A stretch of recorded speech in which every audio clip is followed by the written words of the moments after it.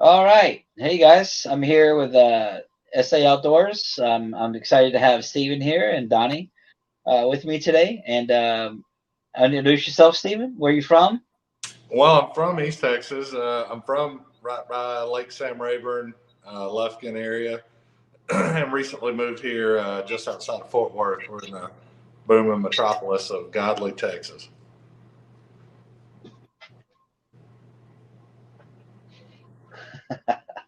Yeah, yeah, I bet. It's like here. I live in Round Rock. It was small, uh, small town. Now it's just like you said. It exploded. There's Yeah. people everywhere. But So this I, one here, it's still population something like 1,700 people. There's two red lights in town, but it's 25 minutes out of Fort Worth, and they're building houses as fast as they can build them. So it worked out in our favor. We love it. Still a small town feel, but it's close to the big city for the amenities and things that we want to do there. yeah, absolutely, absolutely. But I bet you in 2 or 3 years, yeah, you're going to start seeing that city in your backyard, probably. Bet you're probably right. They put the tollway up from Fort Worth going out towards Cleburne and over that way, and I mean it's getting busy everywhere in between. It's just gradually expanding, so it's part of it. It it is what it is.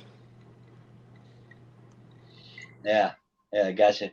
That's funny. Now you're a country boy. Now you're moving into the city. But me, I grew up in the city. I'm trying to get the hell out of here and go on down to the country. Right?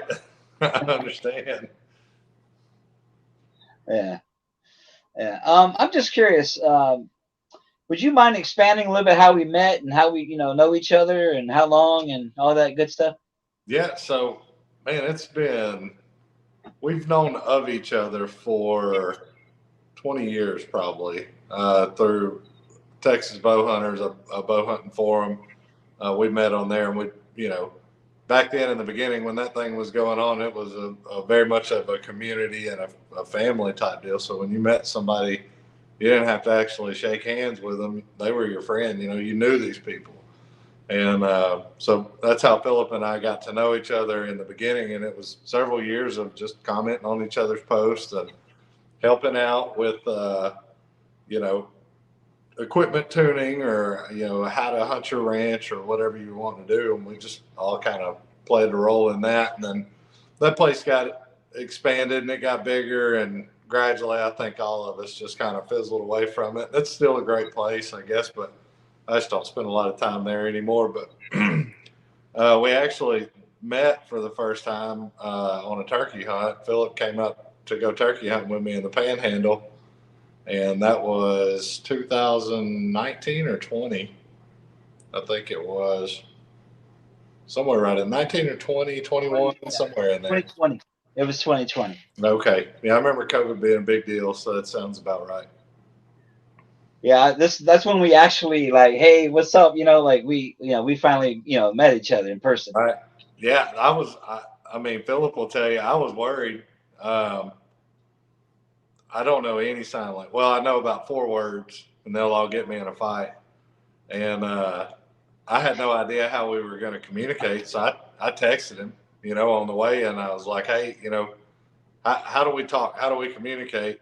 And he was like, "Oh, well, I read lips, so it's no big deal." And I was like, "Cool. Well, I don't read sign language at all, so I don't know how this is going to work." And he was like, "He said you'll pick it up way faster than you think." And oddly enough, I mean, I'm not telling you that I'm ASL certified or anything by that stretch, but I mean, we didn't have any problem at all communicating. So, but that was the biggest concern from him driving up from Austin to the Panhandle. I mean, all day I was worried about it really because you got somebody that's going to be hunting and you need to be talking to them and communicating back and forth, and a situation just like what we're going to talk about in a little bit could come up, and you need to be able to talk to somebody. And but yeah, we worked it out great, and we've been fishing a couple of times since then, and we've had good trips every time. Yeah, absolutely, absolutely. I understood that why that you don't know and you were nervous because you don't know deaf people and you know, you don't associate with them. But I know hearing people because I had to grow up with it, right?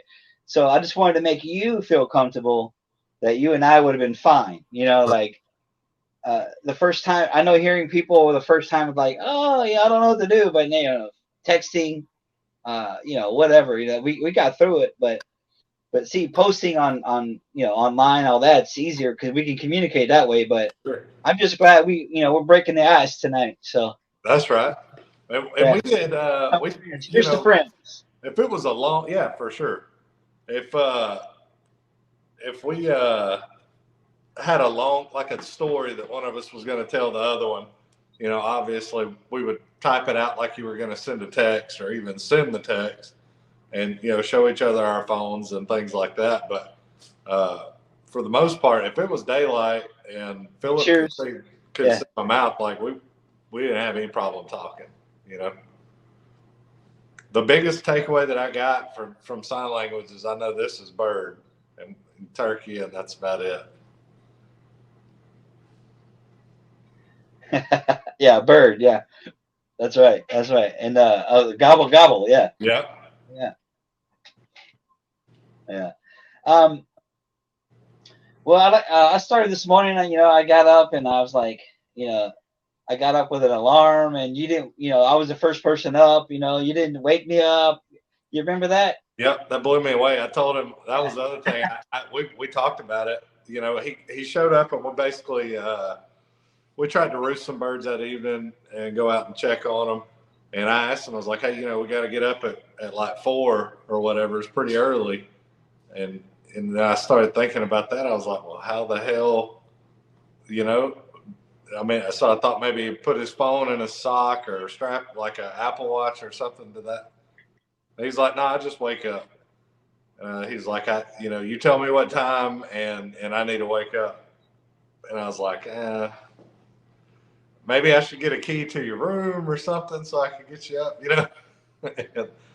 Every morning he's outside waiting on me, no alarm, no nothing. He just told, you know, Phil told himself to wake up and he woke up. It was the most amazing shit I've ever seen.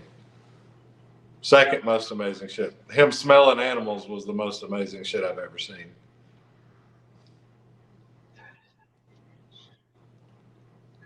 Yeah, yeah. That's true. There's a lot of hearing folks out there that are, you know, again, like you said, where they're used to hearing, you know, behind you or in front of you, around you, or whatever. You know, just remember that deaf people lose their hearing, and it enhances in another sense. So therefore, I took advantage of that. You know, it's to my advantage, and you know, obviously, it went to my nose to smell. You know, It's uh, crazy. It was crazy. so would consider that that morning we went to out there looking for birds? It's like a semi a guide. Would you say it Yeah, it was? was semi guided. Like I had an area that I knew where birds were at, but it was pretty much I turned Philip loose and you know said, hey, they're around. It's up to you. Do what you need to do. And I would drop Philip off. He was bow hunting, so we were hunting out of blinds, and I would drop him off, and then I'd go look like I'd go scout some more and try to find more birds. Right. That's true. So that evening, I came in. You know, we sat there and like, oh, you know, the first thing I did, I smelled something. Something was around, and I actually, I'll be damned. 15, 20 minutes, that bird showed up. But I was like, oh, okay, here we go. And then at night, we took off, right? And then I think it was what Saturday morning. I think Maybe. it was. And then again, one of your buddies showed up, right? Later on in the afternoon.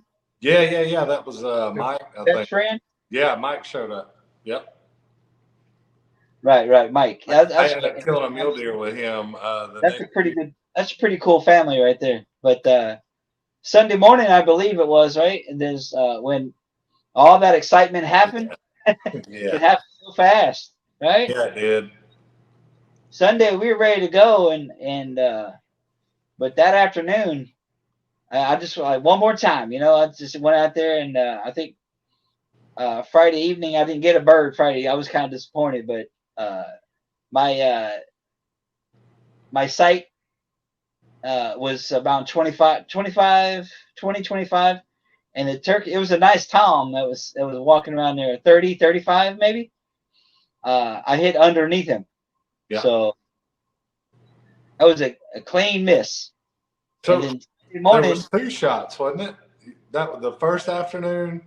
You missed from the first blind, and then it was another one where you shot through the feathers but didn't get the vitals. right, right, right, right. I did hit something Saturday afternoon, uh, but we couldn't That's right. find it. Right, it Saturday took afternoon. off. Yeah, Yeah, it took off. Saturday afternoon. Remember that? Yeah. We were chasing and chasing and chasing, and it kept flying, and it just took off. So, Yeah. uh, and so Sunday morning, I sat there and I sat there. I was kind of depressed, disappointed, and so I'm like, okay, last day, you got to make it happen, thinking that, I got a text from you saying, hey, I shot a huge hog. I'm like, okay, cool, cool. So I went uh, with you, and then you can explain the rest of the story. Go ahead. Yeah. So you were still in the blind, and I was making rounds, checking all the different pastures, and I had shot that pig. I knew it was big, but I couldn't tell how big. And I shot it, from the one of the ranch roads there with a 223. I just had an AR in the truck. I'd hit him 3 or 4 times, but I knew I was out of shells. I didn't have any ammo left for that AR. And I watched him go up on this hill and kind of bed down by these corrals. And I text you and told you that I'd shot that pig or whatever, and I was kind of just making a loop. Well, I came through and there was some more turkeys on the road between me and him on some property that I had to hunt. So took off, run back over there. Philip rolls in. We jump in, it's mayhem trying to I get was like, ahead of come these pick me up, birds. come pick me up. Yeah, yeah. So we get ahead of them and bail out. Well, we start calling, and they're coming. I can hear them. They're hammering. They're on their way, and we're right off of the county road, maybe 30 yards off of the county road, set up in this hedgerow, and one of the farmers comes driving by and blows the whole flock out, and that was about the end of our turkey hunt, and you had to bail out pretty early. This was early, like 8 o'clock that morning. And I knew you needed to get on the road, and I was like, "Well, hey, let's go check on this pig." So we roll out. It's nothing. I mean, it's a wide open, giant prairie field in the Panhandle. There's not a tree for miles. I mean, if there is, it's one cottonwood tree a mile over there, and then 3 cottonwood trees 4 miles over there, and it's just wide open prairie and fence rows. Well, I'd seen this pig when I shot him. He went up kind of towards these corrals, but he laid down before he got there. And so we walk up, and I'm looking at, there's some blood where it laid down, tell where it laid down. And Philip keeps pointing at his nose. He's over this way. And I'm like, no. I can see the blood trail. So I know he went this way, and he keeps pointing at his nose, telling me to go over there. And, so I started up the hill following the blood trail, and I made it maybe 150 yards from where we had lost, where it laid down, and I lost blood. But up on that hill, there was some old corrals up there, and I thought, well, that'd be a great place for a pig to go and bed up on some of the stuff that was blown over there, and we go all the way up there. It's 3/4 of a mile away, probably, and get up there and search the whole perimeter. Look, I don't see pig tracks, no blood, no nothing. The whole time Philip's telling me he's this way, and I should have just believed him, because for 15 minutes before any animal showed up, he would text me, "Hey, I smell turkeys. I smell something musky. Something's coming." And I told him it was probably cows or, it could be pigs. And he's like, "No, it's not cows, not pigs. It smells Yeah, like a bird." I'm telling you, man. I can identify every different animal's scent. It's That's true. just The dude smelled a snake while we were together. And I was like, Yeah. Yeah. I, if anybody had just It told was me a that, rattlesnake. Yeah. prairie rattler, if anybody had just told me that, I wouldn't have believed them. But seeing it the way that it was the most incredible thing. It was almost to the minute. 15 minutes before any animal showed up, I'm getting a text, hey, I smell something, something's coming. And then 15 minutes later, hey, I got turkeys here.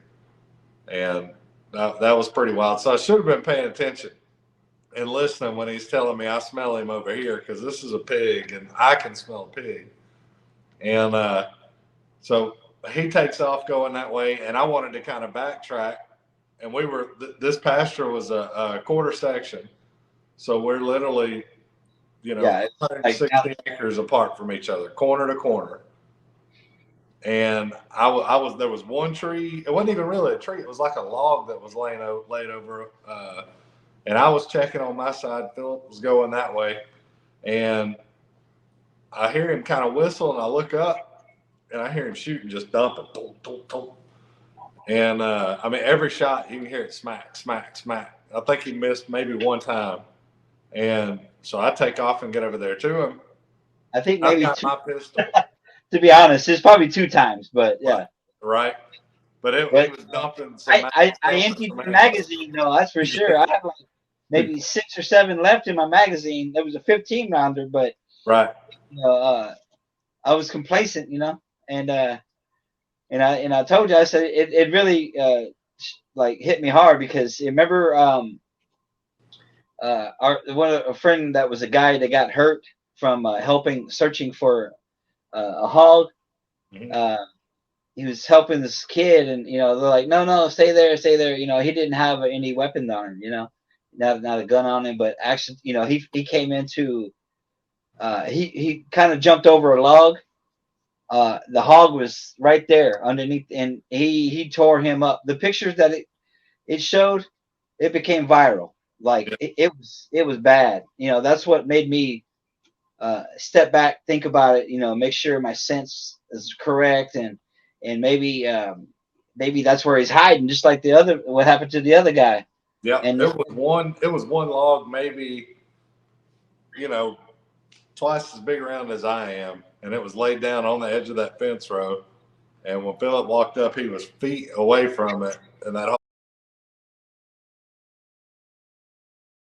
hog was laying on the other side and jumped up. I mean, if he would just been laying in a hole or whatever there, and not that log, the only thing he would have done was charge. And so we got him. We got a bunch of holes in him, or not we, Philip. I think I'd shot him 3 or 4 times. Philip's got several holes in him now, and the pig goes out in the middle of the pasture, and you were out of ammo too, right? Weren't we both out? the last one was this about 60 yards, 50, 60 yards. That was Yep. my last round, and Yep. I shot it, and finally I saw him go. Yes. And he Some head rolled up. over heels. So, Yes. So we and you, stand there and we high five. I mean, I had to come a quarter of a mile to get to him. And so I get over there and we're talking about it and high fiving. It's cool. And the pig starts trying to get up, and he does get up. Well, now I've got no gun. Philip's out of ammo, and we're trying to figure out what we're going to do. And I mean, friends or not friends, like I've got a client, and I have a responsibility to make sure that they're okay. And the only thing that I can think of is if this pig charges, there's nowhere for us to go. I got to catch him.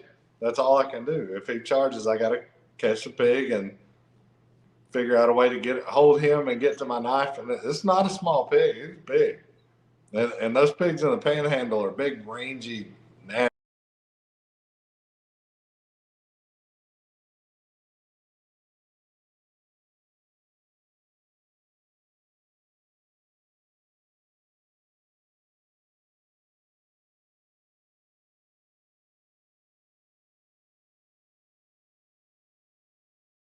Bastards. And so it was a pretty intense situation there.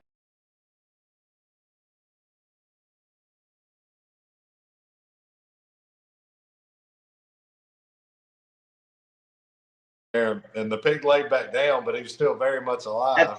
That's one of the toughest hogs I've ever seen, Oh, because 100%. you were like running to go get the truck, and Yep. you brought the truck, and then I think you hit it first, and I thought you'd go ahead and kill it, the last shot, so Right. that way it finally stayed down. Yeah. I think all in all, there was 11. I think it was 11 bullet holes in that pig when we were done. And it was crazy. I mean, for one, to be such wide open cover the way that it was, and to nearly step on it before you see it or before it moved, that pig was waiting to fight. It was there to fight 100%. And people are going to be watching this just like I do whenever I see other people's podcasts and say, well, that's not how they act. That's not how they behave. And I've killed thousands of them, been a part of no telling how many caught hogs and dead hogs. I've been in their way, like where they ran my direction and I just happened to be where they wanted to go. But I've never once felt like that I was charged by a pig or that it was waiting for me. All these crazy things that you hear about them that make pig hunting exciting. Never experienced any of that. And I've killed as many as anybody in the country. But that one, 1,000%, was there to fight. That was all he could do. Yeah, yeah, yeah. Uh, you asked me, hey, you want to go? I'm like, yeah. I said, so we went our different with different ways, and I was walking the fence line, and by that time, I hunt hogs. I know it's dangerous. You always have to respect. They got to show that respect for the animal. If you don't, you can get hurt, right? So that's why I was very careful. Just watching I mean, just in an instant, that fast, you know, uh, there was a trail like a hole that went underneath the log, and I was walking to. By the time I looked, I had a gut feeling it was there, but he just came out, looked at me just like that, and just started running. I was like, oh shit, So I just started undoing, my magazine and rounds, and I'm not gonna. I said, I ain't going today. This ain't my day to go. So uh so I when I shot him, his head dropped, like Yep. just it kind of went off, and I was like, oh man, I you thought know that pig was dead 5 times. 5 times. Yeah, yeah. um I used the 10 millimeter, the 180 grain, this guy right here, and I use that for my protection for around here for the house, right? Sure. What I carry. That um same gun I took to Alaska bear yeah, hunting. that thing ran after me. I know I loaded the second shot and the third shot. When you heard me, you saw the whole thing coming up behind me. Yeah. Last thing was, I was out, you know, and then at that time it made me realize, I'm like, oh, you don't mess with the big hogs like that. At the same time, you got to really respect your game. It could turn around and hurt you pretty bad. It definitely opened my eyes a little bit because, like I said, man, I've been around thousands and thousands and thousands of them and never encountered anything quite like that. And the reality of it is, it only takes one time, right? Like you don't Me have too. to do it 100 times. You do it once, you're dead. I was just really glad I had that experience with you. It's a surreal experience. It was a very good reminder. It was Uh, an unsuccessful turkey hunt, but top three most memorable hunts that I've ever had with a customer, for sure. yeah, likewise, likewise. You know, that was my number one. I had to say, being with you. I typically do solo hunts, and I could you imagine if I would have been solo at night and that happened? But now, thanks for you being there, buddy. That was, during the daytime. I So like I've looked back at it. It was a 10-hour drive for me to get home. I left the same day you did, and driving home, I thought about that a bunch. That the complacency on my part of things. Like, hey, we've known each other for a long time, and I knew you weren't some jackass that didn't know what he was doing. Is the only reason that I allowed you to just kind of take off on your own. But that was from a professional standpoint. That was a bad mistake on my part. I shouldn't have ever let somebody else go off on their own like that, and never have ever again.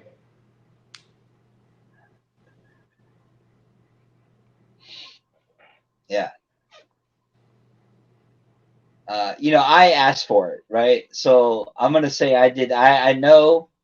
Uh, I was taking a risk, and the risk and reward. That was on my side that day. Definitely, it worked out. Stupid stuff usually does work out. Yeah, yeah. Sometimes you got to read. You read the newspaper. It's like shit. It didn't work out too well. But anyway, respect the game. That's you and I. I feel like I hunt hogs a lot. I just I've started maybe 10 years. I mean, you, Stephen, you've been doing it for a long time. Whole life. It's, I mean, my sister and brother-in-law got married when I was 9, and no, I was 7. We started catching pigs with dogs when I was 7 years old. I mean, I can't hardly remember a time where we weren't hog hunting with dogs.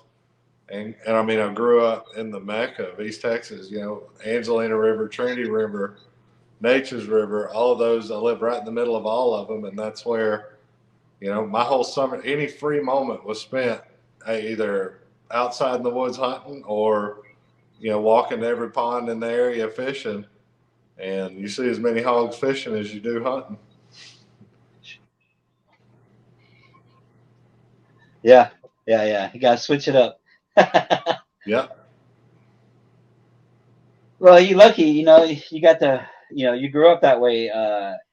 My deaf family, in Ohio, they didn't hunt, so you know, now I'm having a good experience with hog hunting. Learning from me as I'm a deaf hunter, and learning from you. It's a good fit with your guide and your experience and your your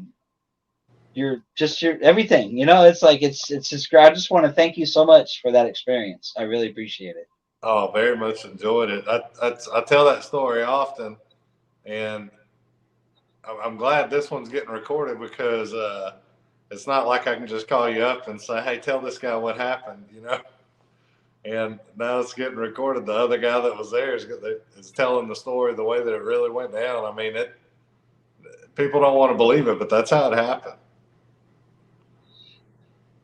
Yeah, I know. It's up to them if they want to believe it or not. They're not here to share the tall tales. No, But we both had to wipe our pants when it was over with, so we know it was real.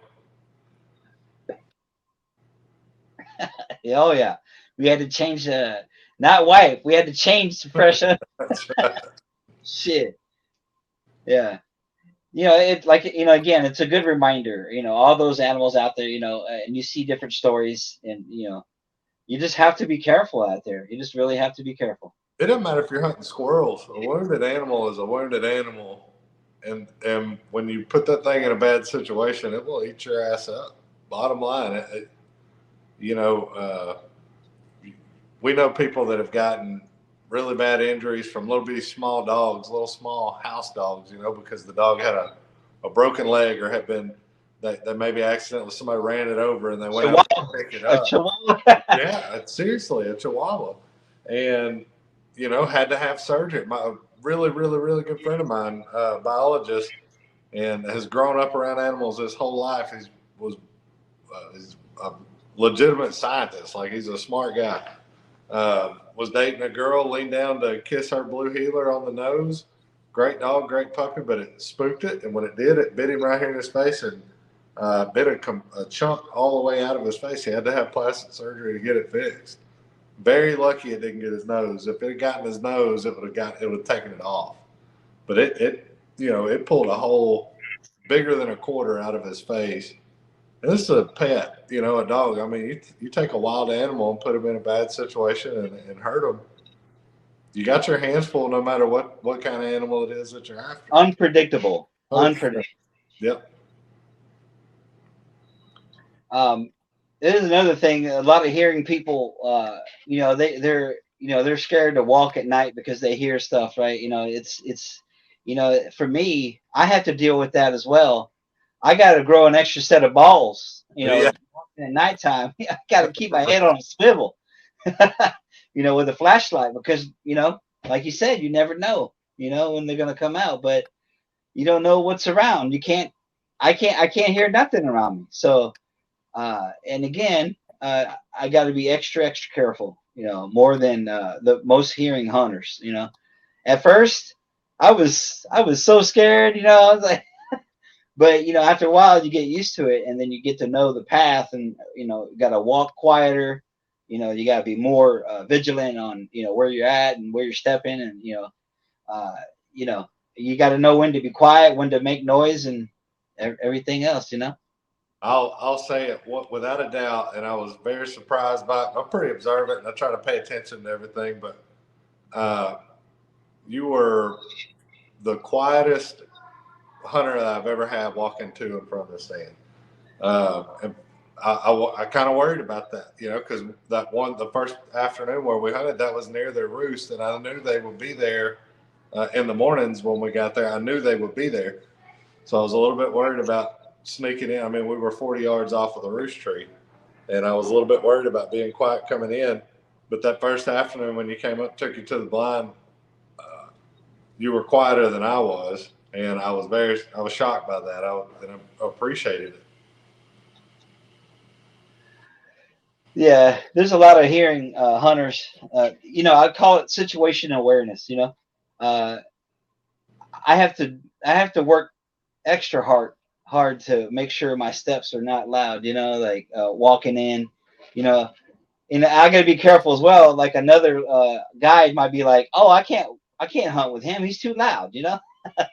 So I want to be able to hunt with you again one day. So. Oh, I'm looking forward to it. We've got some stuff in South Texas you need to come down and see, man. We got some big deer down there. Oh, that sounds really good. I was planning to ask you if you had. I know you're a busy man, but you know, moving to Fort Worth and all that, and now it seems like you pretty much settled in, right? You already know. All you gotta do is say, "Let's go." That's I'm right. I'm Hey, I look these forward to lakes that. up I really here do.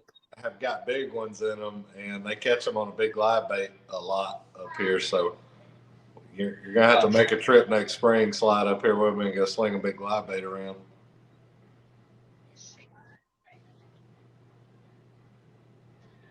oh, nice, nice. Uh, I haven't fished this much this year, but I've been busy with work and family and stuff. But I look forward to next spring for sure. Absolutely. Yeah, If this you're year has still been on, if it's you're still on, I definitely would like to go. 100%. Yeah, I this year's been kind of crazy for me too. I think I've only ran 4 or 5 fishing trips this year. It's just between work and moving, and I was I back have and zero, forth, back Steven. and I got nothing. I got forth. zero. Oh, we need to fix that. Maybe a fall trip's in order then. Yeah, definitely, definitely. Yeah, there's man. Well, Everybody asked me if I was going to miss living close to Sam Rayburn, and I do and I don't. There was a big tournament you could fish there every weekend, but you kind of get tired of fishing the same stuff over and over, and you get locked into the same deal. But moving up here, I think we counted them up. There's something like 13 or 15 lakes within an hour and a half of where I'm staying, and I've got Eagle Mountain. They just caught a 44-pound bag over there in a tournament a couple of weeks ago. Um, Lake Worth is nobody talks about it. Doesn't have huge ones. I mean, it does. I caught a 9 there, but it's not as consistent with the big ones. But it's full of fish, a lot of bites. Um, Benbrook is right here close to the house, 20 minutes away. I hadn't just figured that one out yet, but I'm gonna. I just hadn't spent much time over there. And then Granbury's right down the road. Lake Fork's a couple hours away. Texoma is really close. So there's a lot of really good lakes real close. Yeah, I need to bring my bass boat up there one time pretty soon that we can go out and, for sure. I'd really appreciate that. Yeah, man. We need to do it again. It's been too long since we got to wet a hook. Yeah, absolutely. For sure. I look forward to it, but right now, like I said, with the boat and the trailer, it needs a little more, fixing up and repairing, and then make sure that's good to go 100%, that we'll hit the water. What's that? You could just buy mine. Sure. I'll make payment. It's a payment plan. Yeah, that works. It works fine. Nah. Hey, I love your boat, man. It's beautiful. A Skeeter? Oh, same boat. You planning to switch it out with something, or? Yeah, I'm gonna probably I'm gonna buy something I can pay Icon? For. An Icon? No. No, I don't have $170,000 for a boat. Yeah, me neither, brother. Me neither. I'm poor. Yeah, me too. Yeah. But the country boys know how to survive, right? That's right. Yeah, that's exactly what I'm gonna do. I'm gonna just downgrade a little bit, but I don't need a 21.5-foot boat up here on these lakes. They're a lot smaller than Rayburn, so I can get by with a smaller boat. A 19.5, 20-foot boat. It pulls better, pulls easier, less fuel, fishes the same, doesn't burn as much fuel when I'm running, and I can, if I sell my boat right, I can pay cash for an older Champion or something like that and still have a great boat. But I'm always going to miss my Skeeter. Yeah, absolutely. I know. Skeeters are really nice. Really nice. I like the new one that's right now, the FX21. Woo! But that's not nowhere near my budget. My family's first. My the divorce, it costs more money than buying a boat. Yeah, those are expensive. Worth it. Yes, they are. Donnie agrees with that for sure. Yeah, I'm on my second wife. I learned from my first wife. No more. Yeah, me too. I'm on my second. Yep, I'm on my second and final. Never again. I'm keeping this one forever, whether she likes me or not. Amen, brother. All three of us here, right? That's why we're here right now. Yeah. All right. Well, Stephen, thanks for your time again. I don't want to take up much of your time in the interpreter, as well. But I really appreciate your time, brother, and nice chatting with you. You have a great weekend, the rest of the week, and hopefully your fishing takes off over there in their area. Yeah, as soon as my boat gets out of the shop, I'll be getting after it. It's getting some little minor things done, and I'll be back on the water again. Hopefully they get it done before the Tuesday night tournament over here. I want to go make me some money.